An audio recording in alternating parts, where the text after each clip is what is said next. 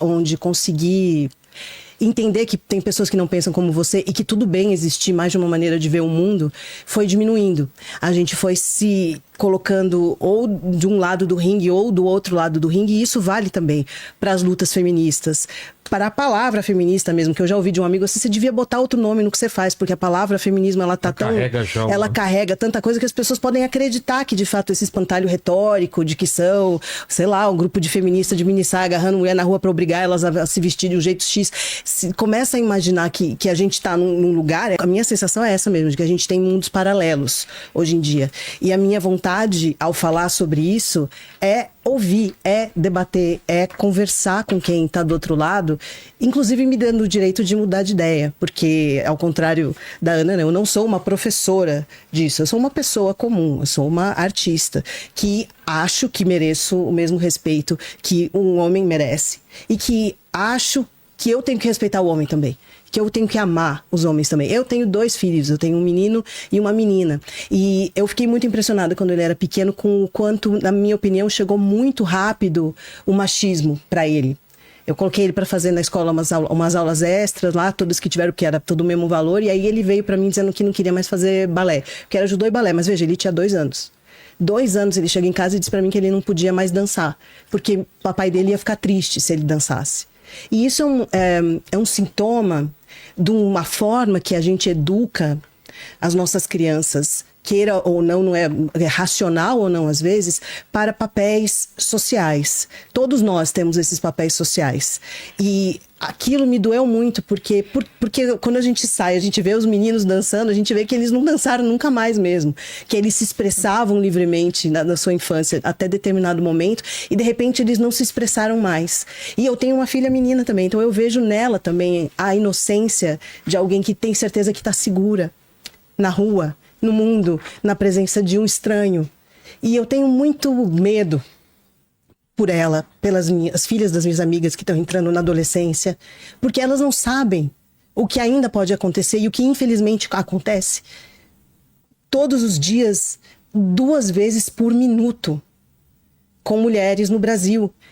E assistir nossos filhos crescerem e pensar que qualquer tipo de violência pode acontecer com eles, ou injustiça mesmo, né? Porque muitos meninos estão se tornando agora, indo em relação a ser red pill, ou ao masculinismo, ou ao incel, porque eles sentem que os meninos, que a percepção pública é de que os homens são maus, ou de que há uma ideia de que os homens de alguma maneira... Todo homem é um exato, que todos os homens são tóxicos, ou que tudo é toxicidade. Eu acho que a gente precisa conseguir ter um debate amplo e claro sobre quais são os limites das coisas, mas não colocando ad hominem, nem nas feministas, nem nos homens, um alvo nas costas. Porque é isso que a gente faz quando a gente radicaliza e quando a gente coloca as coisas em extremo. Eu acho que os homens precisam ser acolhidos, eles precisam se tornar homens mais íntegros, mais inteiros, mais apoiando. E eu acho que parte do que acontece em comunidades religiosas é a tentativa de estimular esse tipo de comportamento, mas não apenas. O feminismo, na minha opinião, o progressismo, na minha opinião, ele busca que a gente tenha papéis mais equânimes, que a gente seja igualmente responsável e igualmente contribuidor para que a sociedade siga com respeito às diferenças. Então, a minha opinião sobre como o feminismo pode avançar, como a luta pela dignidade das mulheres, porque a gente tem que inventar um outro nome para o que a Ana fala que ela é, porque mas eu sei que da palavra vamos usar uma pink pillar, vamos fazer uma palavra nova, quem sabe, para que a gente consiga falar sobre esses termos sem que eles pareçam tão inimigos um do outro, porque eu acho que a ideia da guerra dos sexos é um erro.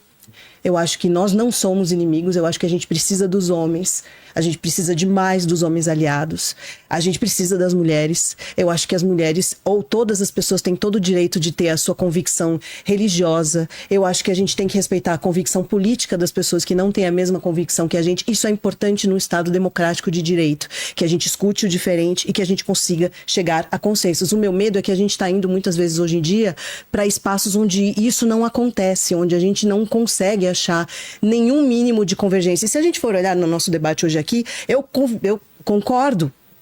E ela concorda, ela não acha que as mulheres têm que perder direitos políticos, ela não acha que as mulheres não podem trabalhar fora, ela não acha que as mulheres... Ela não acha. Assim como eu acho que os crimes têm que ter punição. Eu acho que a gente precisa se atentar para a educação sexual, educação nas escolas. Eu acho que a gente precisa se atentar para os espaços de encontro. E de debate e de conversa. E conversa, ela prescinde de escuta. Por isso, queria agradecer a vocês todos que me convidaram aqui, a quem me ouviu. É a minha primeira vez. Eu estava aqui chegando do zero, foi muito positivo. Eu acho muito importante que a gente faça mais conversas como essa, nas quais a gente não coloque o outro num lugar do monstro. Que a gente não olhe, porque é isso, né? Quando vai para a mídia social, a Ana é retratada de uma certa maneira monstruosa e desumanizada, e eu também serei certamente retratada como alguém que não vai ter empatia, que odeia bebês, ou sei lá, que é a ideia que infelizmente funciona para você conseguir colocar o outro numa esquina, e talvez ao antagonizar, a rede social ganha tempo, e a gente vive numa economia do tempo hoje em dia, né? Você ganha tempo de indignação das pessoas, você ganha voto, você ganha venda de mentoria, você ganha curso. A gente está vendo um lugar hoje em dia onde os grupos de misoginia digital estão faturando muito, eles não têm nenhum controle e não há nenhuma checagem de fatos, não há nada que a gente possa dizer, não, peraí, você está distorcendo a realidade, a sua opinião não quer dizer... ou se você editar uma ação, ou você fizer alguma coisa de má fé, isso não é a realidade. E a gente está começando a sentir, na minha opinião, que a gente está perdendo o pé da realidade que a gente divide em comum, porque nós vivemos no mesmo país. Nós somos concidadãos. Eu tenho que respeitar o seu espaço, você tem que respeitar o meu. Eu acho que a gente precisa começar a conseguir abrir os espaços de debate, porque a gente, na verdade, não está em lados opostos. A maioria de nós não quer que as suas filhas sofram abuso sexual. A maioria de nós quer que seus filhos tenham acesso à educação. Acho que a maioria de nós também quer que seus filhos possam demonstrar suas emoções, demonstrar seus sentimentos, demonstrar o que eles sentem. E isso é um começo para que a gente não tenha o que depois pode se tornar uma cultura de violência. Então a gente precisa estimular os meninos a sentirem mais, a estarem mais presentes com a gente. Por exemplo, a licença paternidade, né, que é essa coisa que a gente fala que o feminismo também defende, para que os homens possam estar na economia do cuidado, junto com as mães. Eu acho que a gente precisa falar muito sobre tanto meninos quanto meninas, quanto mulheres e direitos. E que isso não queira dizer que a gente quer tirar o direito de ninguém. Duas coisas podem ser verdade ao mesmo tempo. Os homens precisam de atenção e acolhimento. As mulheres precisam de atenção e acolhimento. Há uma desigualdade em como isso se deu na história até hoje? Há ações que a gente pode fazer para remediar isso, corrigir isso e apoiar isso, para que meninos e mulheres estejam mais seguras, protegidas e tenham mais chance? Eu acho que devemos fazer isso. Ao mesmo tempo, como a gente vai apoiar esses meninos que agora estão chegando, estão se sentindo mais deslocados, estão se sentindo colocados num lugar de serem necessariamente ruins, como a gente vai apoiar esses meninos para que eles se tornem homens íntegros, homens que pertencem à sociedade, que apoiam as mulheres com quem eles estão, que são responsáveis. Eu acho que a gente precisa distensionar essas conversas que são realmente muito difíceis. São difíceis da gente não concordar, ou da gente não ter certeza, ou da gente mudar de opinião, ou da gente não ter todas as respostas. A gente não tem. É por isso que todo dia eu abro câmera e falo perguntando coisas e tentando chegar a novos pontos a partir da interação com você que está aí do outro lado. Uma interação respeitosa, uma interação que considera que você pode discordar de mim, mas isso não vai te fazer um monstro, mas que eu discordar de você tampouco vai fazer um monstro. Eu acho que a gente precisa tirar as falácias dos argumentos, tirar os espantalhos dos argumentos e tentar achar humanidade em todos nós, porque todos nós somos humanos que merecemos a vida. Como a gente faz para avançar juntos para uma sociedade mais igualitária, mais justa, que entregue mais, tanto para os meninos quanto para as meninas, para os homens, para as mulheres, para as pessoas que são conservadoras, para as pessoas que são progressistas? Como a gente vai conseguir avançar de uma maneira mais compassiva, de uma maneira mais amorosa, de uma maneira que nos considere mais como seres humanos íntegros que nós somos?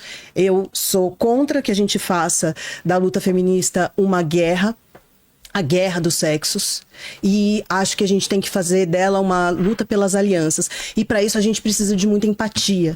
Então, nesse sentido, eu acho que nós todos, em todos os campos, também temos que olhar para os nossos para os nossos pontos cegos, para os pontos que a gente não percebeu e para os radicalismos que aparecem de todos os lados, porque a gente só vai avançar com consensos em pontos em que os dois vão concordar. Então a gente vai acabar saindo dos lugares onde a gente realmente discorda demais. O aborto é um deles, a gente não concorda, mas eu sei, e as pesquisas dizem que a maioria das mulheres e dos homens não acham que um aborto, por exemplo, deveria ser crime.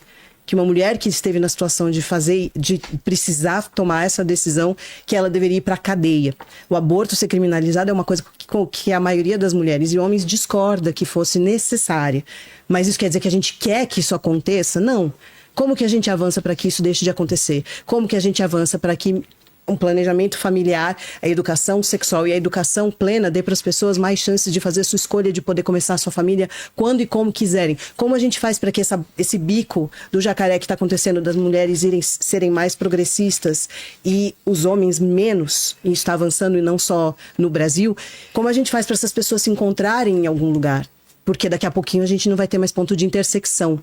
Se a gente começar realmente a demonizar todos os homens e o outro campo demonizar todas as mulheres e aí a gente simplesmente não se ouvir mais, eu acho que nós todos perdemos como nação, enquanto nação.